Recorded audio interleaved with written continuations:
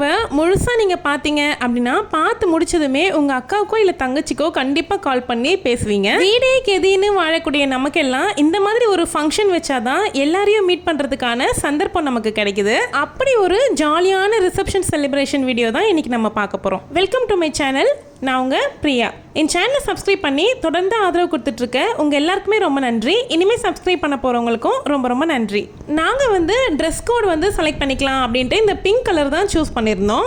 அவங்கவுங்க கிட்ட எந்த மாதிரியான பிங்க் இருக்கோ அதை வந்து செலக்ட் பண்ணிக்கினாச்சு. முன்னாடி நாளே தேவையானது எல்லாமே ரெடி பண்ணி வச்சுக்கிட்டேன். புடவை ப்ரீப்ளீட் பண்ணுறது இதெல்லாமே ஃபர்ஸ்ட் டேவே பார்த்துக்கிட்டேன். கைக்குமே முன்னாடி நாளே மருதாணி வச்சிடணும் அப்படின்னு தான் நினச்சிட்டு இருந்தேன். ஆனால் அந்த அன்னைக்கே வைக்கவே முடியல. ஸோ வந்து ஃபங்க்ஷன் அன்னைக்கு மார்னிங் போல தான் எல்லா ஒர்க்கும் முடிச்சுட்டு மெகந்தி வச்சேன். சாரியை இந்த மாதிரி ரெடி பண்ணி வச்சுக்கிட்டதுனாலயே எனக்கு ரெடி ஆகிறதுக்கு ரொம்பவே ஈஸியாக இருந்துச்சு. நெக் செட்டு, இயரிங்ஸ், பேங்கிள்ஸ்னு எல்லாமே முன்னாடி நாளே எடுத்து ஒரே பாக்ஸில் போட்டு ரெடியாக எடுத்து வச்சுக்கிட்டேன். எனக்கு மட்டும் இல்லாமல் பசங்களுக்கு தேவையான ட்ரெஸ்ஸஸ் எல்லாமே கூட முன்னாடி நாளே ரெடி பண்ணி கபோர்டில் எடுத்து வச்சுக்கிட்டேன். இது எல்லாமே அன்னைக்கே பண்ணோம் அப்படின்னா கண்டிப்பாக லேட் ஆயிரும் கிளம்ப. நான் எனக்கு கைக்கு மெகந்தி வச்சுக்கிட்டு இருந்தேன். அப்போ வந்து ஹஸ்பண்ட் வந்து நெயில் பாலிஷ் வச்சு விட்டாங்க. ஹஸ்பண்ட் வந்து எப்போவுமே சொல்லுவாங்க கையில் மருதாணி இருந்துக்கிட்டே இருக்கணும், எனக்குமே வச்சு விடு அப்படின்னு சொல்லிட்டே இருந்தாங்க. சரி ஓகே அப்படின்னு அவங்களுக்குமே அன்றைக்கி மருதாணி வந்து வச்சு விட்டுருந்தேன். முன்னாடியெல்லாம் நல்ல டிசைன்ஸ் போடுவேன், இப்போல்லாம் அப்படியே டச் விட்டு போயிடுச்சு, தெரிஞ்ச மாதிரி போட்டுக்கிட்டேன். அவங்க வந்து சிம்பிளாக அந்த நடுவில் ரவுண்டு மட்டும் வச்சுக்கிட்டு ரெண்டு விரலுக்கு மட்டும் அந்த மருதாணி மாதிரி வச்சுக்கிட்டாங்க. ஸோ அவங்க சாப்பிட முடியாதுல்ல, அதனால் நானே ஊட்டி விட்டுட்டேன். அன்னைக்கு 3 மணி நேரம் காஞ்சதுக்கு அப்புறமா கழுவியாச்சு. இதோ இப்படி தான் இருந்துச்சு. ஆயில் தேய்ச்சி விட்டுக்கிட்டேன். இவ்வளோ பண்ணுறோம், இந்த முகத்துக்கு மாவு பூசாமல் இருப்போமா? என்கிட்ட இருந்த ஃபேஸ் பேக் பவுடரை போட்டுட்டு நல்லா ஒரு ½ அன் ஹவர் காஞ்சதுக்கு அப்புறமா ஃபேஸ் வாஷ் பண்ணி எடுத்துக்கிட்டேன். இது அப்போவே டைம் வந்து 3:30 போல் ஆயிடுச்சு. அதுக்கப்புறமா காஃபி எல்லாம் வச்சு குடிச்சு முடிச்சுட்டு ரெடி ஆகிறதுக்கு ஸ்டார்ட் பண்ணிட்டோம். நான் வந்து ஆஃபீஸ் போயிட்டு இருக்கும்போது எங்கள் ஆஃபீஸ்க்கு பக்கத்தில் இருக்க ஆஃபீஸில் ஒரு அண்ணன் இருப்பார். அவர் வந்து எப்போவுமே கேட்பார், ஏமா உனக்கு இந்த ஹேர் ஸ்டைல் தவிர வேறு ஹேர் ஸ்டைலே போட தெரியாதாமா அப்படின்னு கேட்பாரு.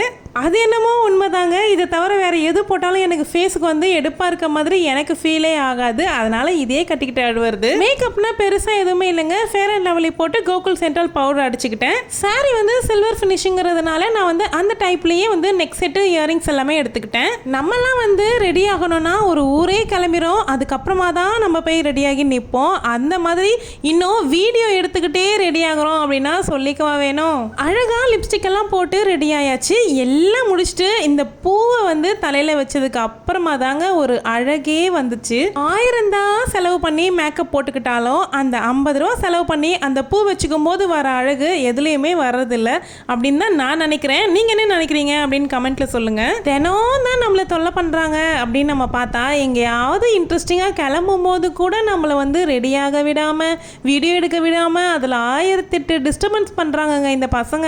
அவங்கள எல்லாம் சமாளிச்சுட்டு நம்ம ரெடியாக முடிக்கிறதுக்குள்ள அப்பாடான்னு ஆயிரும். அவ்வளோதாங்க, சூப்பராக ரெடி ஆயாச்சு பாருங்க.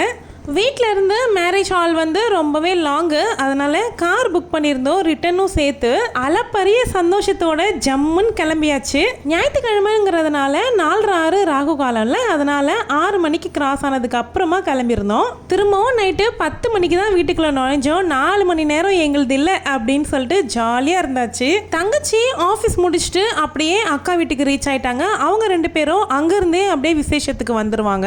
இதுக்கப்புறமா தாங்க வைபுனா வைபு, வேற லெவல் வைபுன்னு சொல்லலாங்க. அவ்வளோ சந்தோஷமா இருந்துச்சு. இது வந்து படப்பையில் இருக்கக்கூடிய ஹர்ஷா கார்டன் அப்படின்னு ஒரு மேரேஜ் ஹாலு. முருகர் வந்து என் கூடவே தான் இருக்கேன் அப்படின்ற மாதிரி நிறைய சைன்ஸுமே காமிச்சாரு. எங்கள் காருக்கு முன்னாடி போன காரில் வேலு, யாமிருக்க, பயமேன், வாசகம் இந்த மாதிரி எல்லாமே காமிச்சாரு. கடைசியில் மேரேஜ் ஹால்லையுமே இந்த சிஸ்டர் பாடிட்டு இருக்க பாட்டு ஞான பழத்தை பிழிந்து அப்படின்னு சொல்லிட்டு அந்த பாட்டு தான் பாடிட்டு இருந்தாங்க.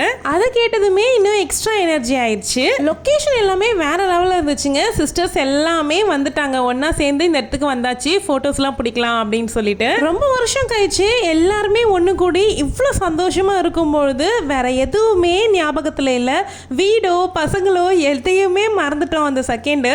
நாங்கள் வந்து சிஸ்டர்ஸ் வந்து ஒன்று கூடி ரொம்ப வருஷம் ஆயிடுச்சுங்க. என்னதான் பல வருஷத்துக்கு முன்னாடி மேரேஜில் ஒன்று கூடி இருக்கோம், இருந்தாலும் இந்த சோஷியல் மீடியா அப்படின்லாம் எதுவும் இல்லை. ஃபோட்டோக்கு ஆல்பம்க்கு போஸ்ட் கொடுத்துட்டு வந்துடுவோம். ஆனால் இப்போல்லாம் அப்படி இல்லைல்ல. வாட்ஸ்அப், இன்ஸ்டாகிராம், யூடியூப்னு மெமரிஸை ஷேர் பண்ணுற விதமாக நிறைய விஷயங்கள் இருக்குது.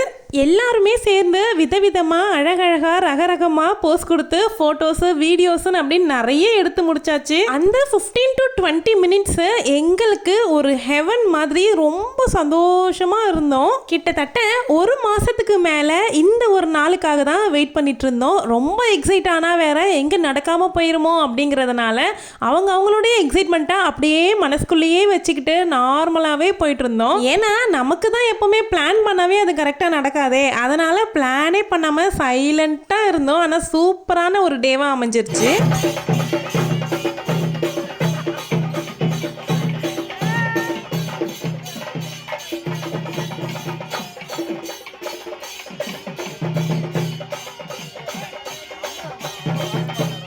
கல்யாண மாப்பிள்ளையினுடைய அம்மா அப்பால ஆரம்பிச்சு எல்லாருமே டான்ஸ் பண்ணி மாப்பிள்ளை பொண்ணு ரொம்ப அழகா சந்தோஷமா வரவேற்று முடிச்சிட்டோம். ஃபங்க்ஷன் எல்லாம் முடிச்சுட்டு ஒரு 9:30 போல வீட்டுக்கு ரீச் ஆயிடணும் அப்படின்னு தான் யோசிச்சுட்டு இருந்தேன். ஆனா அங்க பொண்ணு வந்து அழைப்பு பண்றதுக்கே 8 மணி ஆகிருச்சு. அதுக்கப்புறமா கிஃப்ட் எல்லாமே கொடுத்துட்டு சாப்பிட்டுட்டு கிளம்புறதுக்கு 9:05 போல ஆயிடுச்சு. இந்த இடத்த விட்டு நகரவே மனசு வரலங்க. அப்புறமா சாப்பிட்றதுக்கு வந்தாச்சு. இந்த பஃபே சிஸ்டம் தான் வச்சிருந்தாங்க. உங்கள எத்தனை பேருக்கு இந்த பஃபே சிஸ்டம் பிடிக்கும் பிடிக்காது அப்படிங்கிறத பற்றி கமெண்ட்ல சொல்லுங்க. பட் எனக்கு அவ்வளவா கம்ஃபர்டபுளாகவே இல்லை சாப்பிட்றதுக்கு. ஏன்னா குழந்தைங்க தட்டை பிடிச்சிக்கிட்டே சாப்பிட்றதுக்கு ரொம்பவே சிரமப்பட்டுட்டாங்க. இந்த vlog பார்த்த உடனே கண்டிப்பாக உங்கள் அக்கா தங்கச்சியுடைய ஞாபகம் உங்களுக்கு கண்டிப்பாக வந்துடும். கால் பண்ணி பேசிக்கோங்க. இந்த வீடியோக்கு ஒரு லைக் கொடுத்துக்கோங்க. தேங்க்யூ.